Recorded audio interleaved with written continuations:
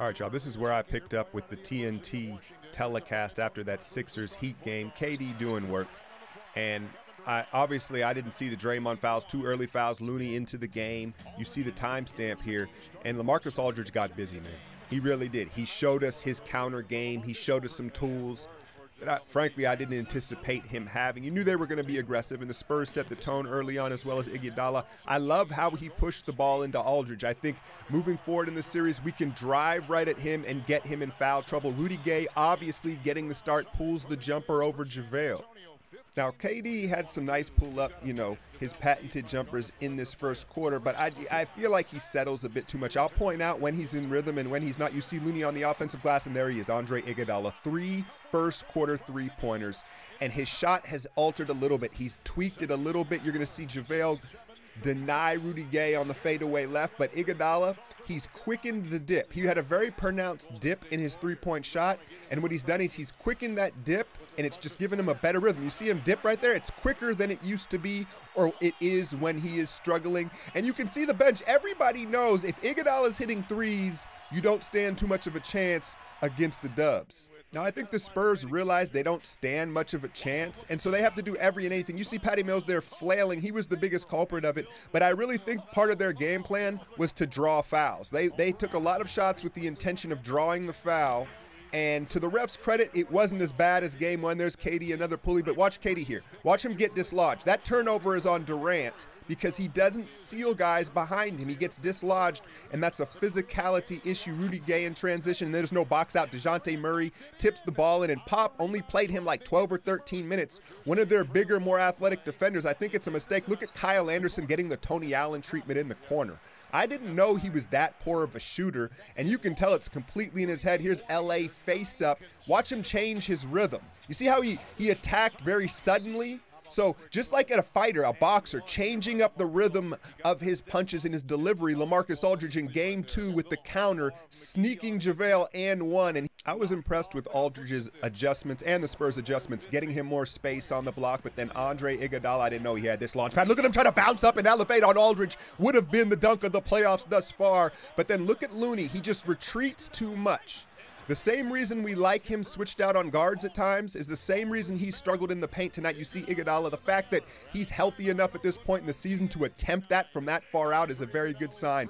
There's one of the 6 turnovers in the first quarter that was really the story, and it was Andre that bought us time with his three-point shooting. Clay gets caught behind Ginobili. You know where he's going left, and if he goes left, he's going to finish it. More KD, mid-range, and then Looney put it up, baby. He's been too timid. I have faith in him. It's his first 2 real playoff games. Transition, great transition D closeout from David West there, and the Spurs could not hit their threes. I'll tell you, if they did, it would have been a different story. Clay did a lot more work off the dribble in this one, and you see the patience, and he just has such confidence against this team. There's no shot blockers. There's no guys that can affect his shot, and he knows it. I was not a fan of the way Livingston played in this game. I thought he just didn't bring enough intensity. He didn't match the intensity level of the Spurs. Many of the Warriors didn't in this first quarter, right? But Sean in particular, it was just a little too laid back and relaxed, and he was a cause of some of these turnovers. Now, Draymond, if he doesn't catch it in his shot pocket, you see how that pass is out of his pocket? There's no chance for him to make that. The other thing that I thought Draymond got caught doing was sagging down and helping too much, leaving one of their only good shooters from the line, right, Bertans. And unless it's Aldridge and he is the helper, I don't think they need to sag off that much. There's not a lot of ISO scorers on this team. This was a good substitution from Kerr. Draymond already 2 fouls, making sure he doesn't pick up a cheap 3rd foul to end the quarter. Good strategy from Kerr, and then he squirts this up in the second. And I think because he got taken out of the game so quickly, when he came back, he was forcing the issue, trying to have an impact again. You hear about hero basketball, you think Russell Westbrook. Draymond plays hero basketball in a different way at times. There's Parker's sole shot of the game, and I understand he's a great help defender. But again, look at the Spurs roster. Is Danny Green going to finish that shot? Is Pau Gasol going to finish that shot? Maybe. I'd rather take my chances with that than him over-helping and yielding a wide-open jumper. There he is in the corner shooting. And like I said, I think he's just desperate to have an impact. His heart's in the right spot. And maybe this is just a strategy, yielding that to Parker in the corner, but I don't think they're going to shoot this poorly the whole series. They missed a lot of open shots in this. Pau Gasol's playing more than I thought he would, And I think we need to expose him more on the defensive end. We know he can get buckets. If he gets the ball in the post, he's still very skilled. He doesn't lose size as he ages. I want to see more of this. The high pick and roll with Quinn Cook, and he's going to have to pull that.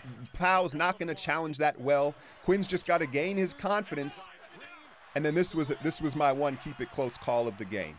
They called a jump ball on this. This was absolutely outrageous. Watch this ball. They never possess the ball. That's either a layup, a no call, or a foul. Look, a jump ball, the ball has to be tied up. That was just an outrageous call to me, and that was like, uh-oh, are we starting with this again? Clay and David West, they had a nice little two-man game going. That time, Clay's gravity generating the dunk. But like I had mentioned, if they're going to play Powell, you've got to expose him and put him in screen actions every time on the defensive end. Again, flat-footed, no challenge. David West is going to have to hit that time and time again because on the other side, Powell, if he catches it in the paint, he has one of the softest touches of a big man of all time, really. But at 40+, again, size doesn't change, so he's going to score. You got to push him off the floor on the other side, and they did well to do it. You see Quinn high pick and roll. Watch this contest from Pau Gasol. There is none. So D. West can heat check those all game if this is going to be the second unit matchup. Now let's freeze this here. Here's the high-low action. You see the space between JaVale and LaMarcus? JaVale can't allow that space because what it does is it lets LaMarcus build momentum and push him out. Watch him push him out here. Boom, no chance, he's right at the rim. So if they're gonna front him on the high-low, you gotta stay connected to his body so he can't build up momentum to use all that weight. Zaza may be at play, especially if they're gonna play Pau and LaMarcus at the same time. KD can do that way more than he does. Take advantage of the slow-footed Spurs. Again, 4 out, a complete island. And what this does is it gives Aldridge more confidence going one-on-one because the help is more telegraphed. The more space, the easier it is to see the help coming, and it just gave Aldridge confidence. More KD in transition pull you. There's nothing you can do. It's maybe the most demoralizing shot in basketball. Pop needs the timeout. Kerr briefly put Nick Young in meaningful minutes and then thought better about it, but watch KD's reaction here on the help. This is what I talk about when like effort and awareness and some of his bad habits, they're formed out of his length and ability to recover. Gay with a tough floater over McGee, but I just watched KD off ball. I didn't like his effort. And then you see that three, that's a non-rhythm three. That's a flat-footed, stagnant three. Much different than the transition ones where he's in rhythm. There's the early help, force it out of Aldridge's hands. And KD, now this is a bad call, it is. But he's late reacting, and he's late reacting because he can be. Look at those long arms. But, you know, that's not a foul. That's, if anything, that's a foul on Pau, as the announcer said.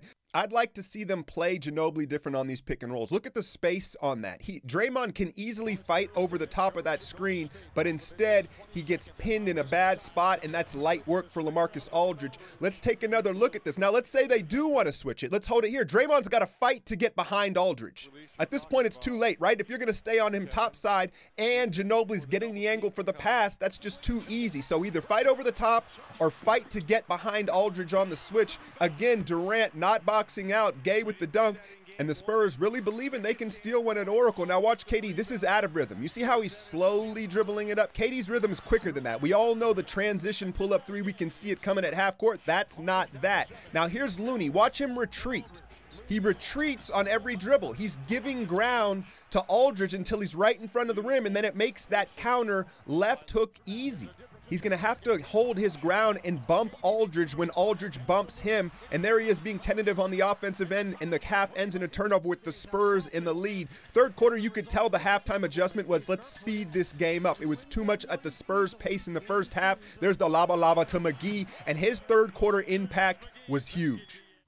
He came out with energy, extra effort. You see him get his hand in the passing lane here. And what I like about it is Aldridge really ate his lunch in the first half of this game, and there was no back down from JaVale. He didn't hang his head. He came out and kept on playing harder. There's the rhythm pull-up three. We all know it. The eye test, you're like, oh, that's going in. You know it before he releases it, pushing out in transition. But I liked what JaVale did. Like I said, his fighting spirit was there after being owned in the first half, running the floor, picking up the pace, and you could tell Golden State, it was a different game in the second half as far as pace goes. And Patty Mills may be the Spurs' only hope. For him to get hot from the three-point line, they just don't have enough weapons. But then again, you flip it to the other end of the court, and he's still playing Klay Thompson, and Klay is still pouring them in his face. Confidence on 100. Now, someone please tell me this was an alley-oop. Draymond, that was a pass, right? JaVale just didn't roll, right? I mean, some of the shots he squeezes up, Steph can't get back soon enough. And like, I don't know if I mentioned in this, but clearly there's JaVale with just another hustle play, forcing them to step out of bounds. But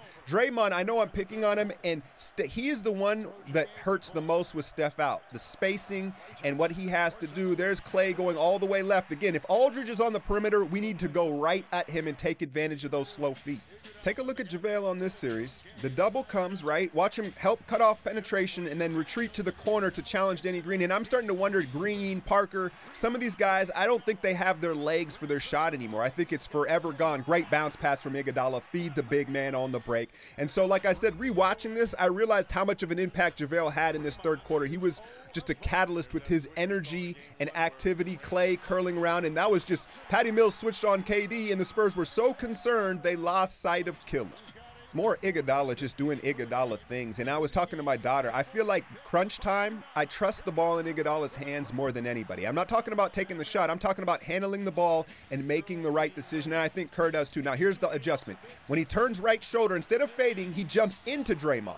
And that was part of the game plan. What that's going to do is it's going to back the defender off for the closeout when he turns right shoulder. So expecting game 3 for him when he turns right shoulder to go back to the fade, now that the defenders are aware that he may dip into them and draw the foul, and you got to credit his effort. I was impressed with his motor, and that's what makes the outcome of this game probably even more demoralizing if you're a Spurs fan, because are you really going to get a better effort from LaMarcus? So with his dominance, what it's forced the defense to do, especially with Looney on him, is send help from both sides. Look, Sean comes and KD comes from the baseline because he's been spinning back right so effectively.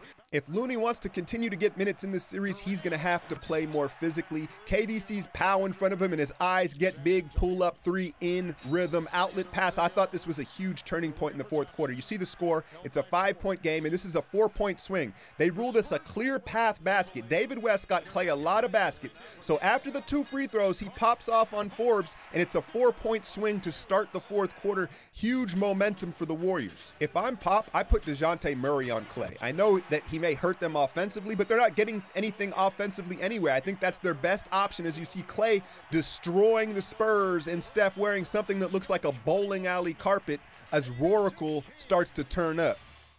David West really had a huge impact on this game. Shout out my guy on Twitter who pointed it out, and I saw it too. There were several occasions where Draymond was open for 3, and David West kind of just like nodded him off and got the ball to Clay and kept Clay's heat check going. You're going to see him sprain the ankle here, and he goes in the locker room and tapes it up. You know how these are going to be. It's going to be day to day. You know he's going to play if we need him. But I just thought he was huge in his decision making. He got Clay the ball. He kept feeding the hot hand. And frankly, he didn't give the ball. There were several plays where he was like, nah, Dre, let's get something else. You see him go to the locker room, so that sucked to see. And Patty Mills got going here, and you're going to live with that, right? He made some difficult shots. He found a rhythm. And like I said, I think Pop's going to have to just go to him a lot more heavy, one of their only shooters. And there's Draymond. It's like he always gets one when you're at the point of him. More transition, and this was good to see Quinn get one here in the corner. I had mentioned I felt the ball was a little heavy for him. I think he's going through a little bit of playoff nerves, but as the playoffs extend, I think we'll see more from Quinn. Here's the pick and roll, and LaMarcus, I want to see more of that. I want to see more pick and roll. If Aldridge is going to play heavy minutes, let's expose him on the defensive end. Speaking of that, Draymond, here's an opportunity to score. You catch the ball right here, you go hard left. There's no way Aldridge can recover there, but instead he stops, holds up, and then it results in another squirter. What is a squirter? I don't know. Pause. More Aldridge on the block, and to defend that baby left hook, you got to do your work early. When he catches it that deep, it's going to be easy work for him. You got to push him out of the paint before he catches Clay. It was just a sight to behold as he kept it going. Now, here he is again, and this time watch him spin into the double team. At this point, it really didn't matter. Here's the extracurricular, the flagrant on Draymond Green. And I already spoke on it, and it's, to me, it's the extra after that really earns him this reputation. Okay, this is it. Look, his elbow, their elbows are at each other's necks. It's standing over and mean mugging him. And then look at these antics here as he misses the free throw. This type of stuff does not endear him to the referees. It hurts him dramatically. Now, 4 flagrant foul points, and that's a suspension, as we all know in these playoffs. I don't believe it's a technical, that's a separate thing, but we all know he's just as susceptible to flagrants. Steph can't get back soon enough as far as lessening the volume of what Draymond is asked to do. And a picture says 1,000 words. Maximum effort from the Spurs. Great game from their all-star, and it still wasn't nearly enough as they head back to San Antonio down 2-0. I'm out, y'all.